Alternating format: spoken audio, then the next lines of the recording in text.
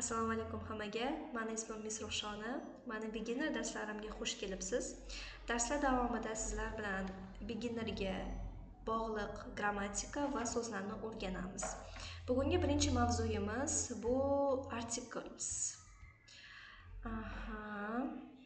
Xo'p. noaniq artikellarni o'tamiz bugun. Xo'p, noaniq artikellar nima? O'zi artikel nimaga kerak bizaga? Bugun shu mavzularni ko'rib chiqamiz. Bu bir dona degan ma'noni anglatadi. Misol uchun agar siz bir dona mashina demoqchi bo'lsangiz, siz aytasiz one car deysiz, to'g'rimi? Lekin one car o'rniga siz mana shu artikellarni ishlatishingiz mumkin. Ya'ni a car deyishingiz mumkin. Yoki misol uchun bir dona olma ingliz tilida nima bo'ladi? One apple bo'ladi, to'g'rimi? One apple o'rniga mana shu an apple deb ishlatishingiz mumkin. Xo'p, kelib birga ko'rib chiqamiz. Misol uchun, artikellar nimaga ishlatilinadi? Artikellar birlikdagi bo'lgan narsalarga aytiladi. Misol uchun, birlik nima degani? Birlik degani, misol uchun, bitta dona qalam yoki bitta kitob, bitta o'quvchi, ya'ni birlik degani bitta narsalarga ishlatilinadi. Bitta qalam, bitta kitob, bitta ruchka, bitta velosiped, bitta telefon misol uchun. Birliklar bilan ishlatilinadi. Ya'ni mana shu an artikelimizni bizada birliklar bilan ishlatadigan so'zlar ekan. Xo'p, endi farqi nimada? Farqi shundaki, artikelimiz bizada undosh harflar bilan ishlatilinadi. Misol uchun, agar so'zingizni boshida undosh harf kelgan bo'lsa, siz artikelini ishlatasiz. Misol uchun, a book, B harfimiz bu bizada undosh sanaladi. Shuning uchun biz nima artikel ishlatyapmiz? A artikelini ishlatyapmiz. Ya'ni a book bo'ladi. Ya'ni bu degani bir kitob degani. Sizlarga aytib o'tganimdek, bu juda ham oson mavzu. Xo'p, an ma'nosi bir dona degani. Xo'p, misol uchun mana a book bir kitob yoki a car bir mashina. Endi qaraymiz, car so'zida birinchi harfimiz qaysi? C harfi, to'g'rimi?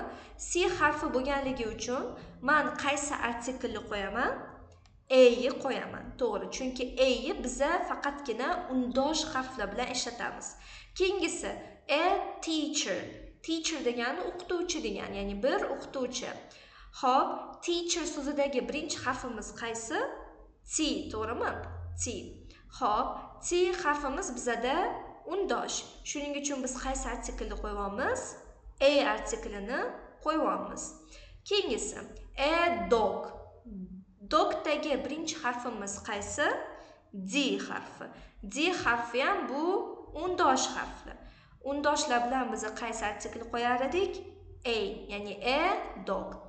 Undosh harflar qanaqa bo'ladi deb so'ramoqchi bo'lsanglar, bu mana bu yerda biz sizlarga misol keltirganmiz. Ya'ni B, D, T, G tovushi bor harflar bular undosh sanaladi. Ya'ni misol uchun book B tovushini keltiryapti yoki car K tovushi kelyapti yoki teacher T tovushi kelyapti yoki dog D tovushi kelyapti. Ya'ni undosh harflar bilan biz a artikelini ishlatamiz. Keyingisi unli tovushlar bilan esa biz n artikelini ishlatamiz. Unli tovush nima desangiz, unli tovushda sizni og'zingiz berkilmaydi. Ya'ni a, i, o, u bo'ladi. Undoshda sizni labingiz bekiladi. Ya'ni book, car, teacher, dog. Xo'p, mana bu yerda sizga misollar keltirganmiz unli harflarga tegishli. Mana a, ya'ni a, e, I, o, u, ya'ni a, i, o, u tovushlari unli sanaladi. Misol uchun, apple so'zida qaysi harfimiz birinchi kelyapti? A harfimiz birinchi kelyapti. Ya'ni a harfimiz bu unli harf. Unli harf bilan qaysi artikel ishlatardik? N artikelini ishlatar edik. Ya'ni an apple degani bu bir olma yoki egg so'zida birinchi harfimiz qanaqa? Birinchi harfimiz unlimi, undoshmi?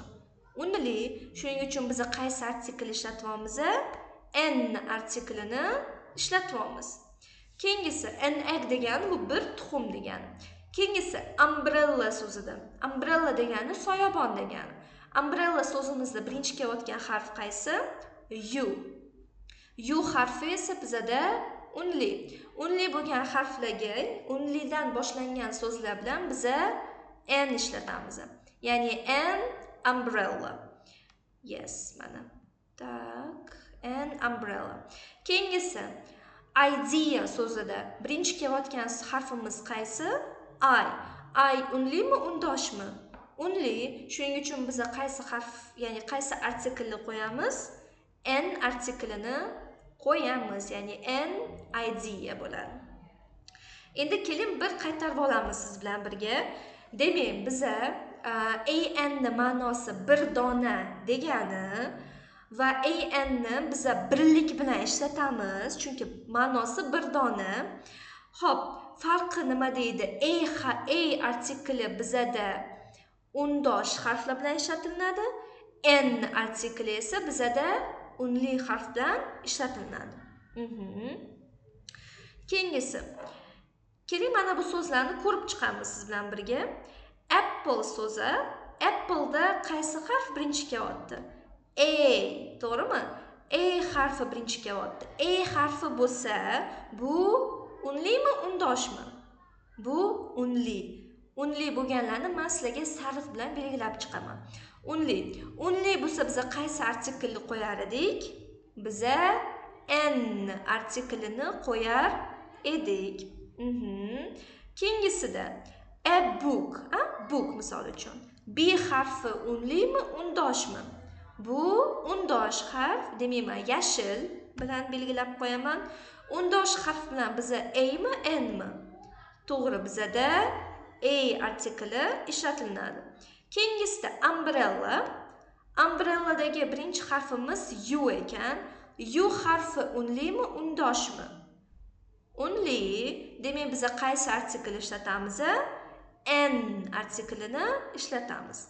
Keyingisi car so'zi. Car so'zi bizada qaysi harf bilan boshlanyapti? C harfi bilan boshlanyapti. C harfi bizada undosh. Demak, men qaysi artiklni qo'yaman? A car deyman. To'g'ri. Keyingisi orange. O harfi unlimi, undoshmi? Unli. Demak, men buni sariq bilan belgilayman. Xo'p, unli harfi bilan biz qaysi artikl ishlatar edik? N artiklini ishlatar edik. Ya'ni an orange. An orange degani bitta dona apelsin. Keyingisi umbrella, masalan, an apple degani bitta dona olma. A book degani bitta dona kitob. An umbrella degani bitta dona soyabon. A car degani bitta dona mashina va an orange degani bitta dona apelsin. To'g'ri.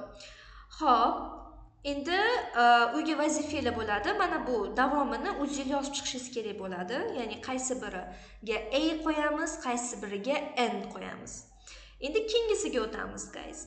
Keyingilarida mana bu yerda so'zlar bor. Shu so'zlarni biz mana shu rasmlarga moslab qo'yib chiqishimiz kerak edi. Keyin artikl, mos artiklni qo'yishimiz kerak bo'ladi. Xo'p, endi kelinglar homeworkni tushuntirib o'taman sizlarga. Bu yerda mos artiklni qo'yib chiqishingiz kerak. Misol uchun kelinglar, mana teacher so'zini olamiz, oltinchisidagi. Teacher so'zi bizda qaysi harf bilan boshlanyapti? T harfi bilan boshlanyapti. T harfi unlimi, undoshmi? Undosh. Demak, men bunga qanaqa artikl qo'yaman? A mi, n mi?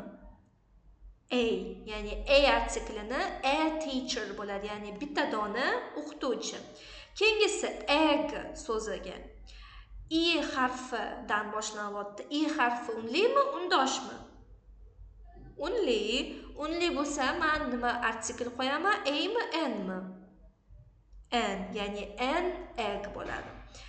Xo'p, uyga vazifalar bo'ladi. Mana shularni qo'yib chiqishinglar kerak bo'ladi. A, n yoki masalan, pen, a pen, cat, a cat qilib. Xo'p, endi ikkinchi mashqqa o'tamiz. Ikkinchi mashqda sizlarga to'g'ri javobni belgilang. Misol uchun, apple so'zida a keladimi, n keladimi? Qaraymiz, so'zi boshiga qaraymiz. So'zi boshida bizada qaysi harf kelyapti? A kelyapti. Demak, biz nima qo'yamiz? Apples harfi bu ya'ni a harfi bu unli. Unli harf bo'lsa biz a qo'yamizmi, n qo'yamizmi?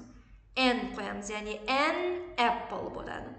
Keyingisida, xo'p, bukni birga qilib ko'rdik sizlar bilan. Keling, endi mana 8-sigini qilib ko'ramiz birga. Dog.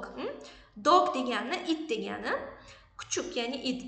Dog harf so'zidagi birinchi harf qaysi? D. D harfi unlimi, undoshmi? Undosh. Undosh bo'lsa biz a qo'yamizmi, n qo'yamizmi? A qo'yamiz, ya'ni a dog bo'ladi. A dog. Xo'p, demak sizlarga ikkita uyga vazifa bo'lib qolyapti. Mana bu yoqda to'g'ri artiklni, mos artiklni qo'yib chiqish va ikkinchi mashqda to'g'ri javobni belgilash. Keyin guys, keyingi mashqimizda mana bu yoqda sizlarga tayyorgina so'zlar berilgan. Shu so'zlarni yodlashingiz kerak bo'ladi. Misol uchun, ice cream nima bu? Muzqaymoq yoki ball nima bu? To'p yoki chair nima bu? Stul yoki fish baliq, toy o'yinchoq. Demak, bugun sizlar bilan biz artikl mavzusini ko'rib chiqdik.